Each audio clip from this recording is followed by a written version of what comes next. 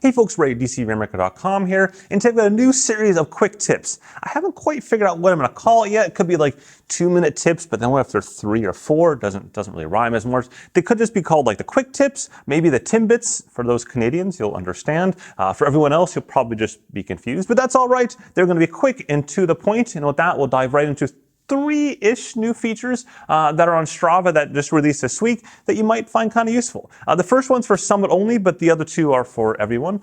So the first one is that you now get weather information. So you can go ahead and open up an activity of your own or any other Summit member. And when you do that, you'll scroll down there and you'll see the weather right there at the bottom. Cloudy, 51 degrees Fahrenheit, feels like 51 degrees, humidity 61%, wind 12.7 miles an hour from the south. If you're in metric, you will see that in metric. So if I click on profile, I can go and change that right now up to settings. Now to kilometers, there we go. Swap back to my feed. We'll go back, we'll reopen this activity, and we'll now see it in metrics. So we'll see it in Celsius there, in the wind speed, and kilometers an hour. I do think there might be a slight bug here though, in that I wouldn't think that the temperature would feel the same as the actual temperature with the wind speed that great. But again, a minor issue for right now. Now you will see this on yours or any other Summit members activity. So if I go back to my feed here, and I go to following and find someone else, so let's find someone with an outdoor activity. Okay, there we go.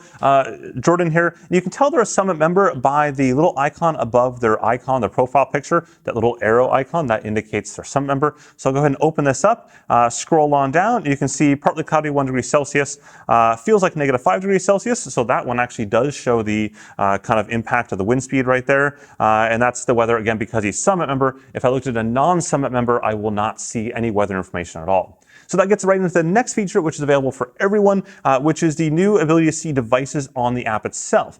Previously, you could only see them on the desktop or the website, but now I can see what device you use. So in this case, Jordan was rocking a Phoenix 3, an OG, one of the original ones, not even like an HR or anything like that. So Jordan, it's time, my man, for a new watch. I mean, just saying. There's lots of videos I've got on new watches if you want one. But I mean, the Phoenix 3 is cool. It was good, and it's time.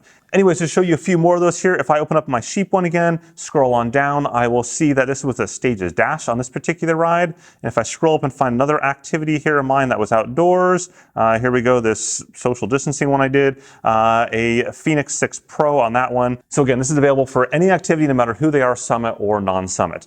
Finally, the last one is something that I stumbled upon last night, and I'm not sure when this changed, but I'm really glad for it, which is that they removed the word sponsored from the partner integration. What that means is that, you know, these screenshots like you see right here for this full gas one, these screenshots come from those apps automatically. So if you have Trainer Road or Sufferfest or Full Gas, or you can see them right there, it says the Sufferfest, and it shows a picture of that particular activity. And sometimes it's just a generic picture from the video in the app that you may have loaded, as is the case here from Joyride. This is just one snippet of that entire video. In other cases, like in Zwift and Trainer Road, it'll be customized to your exact workout. So I can probably find one. Let's see.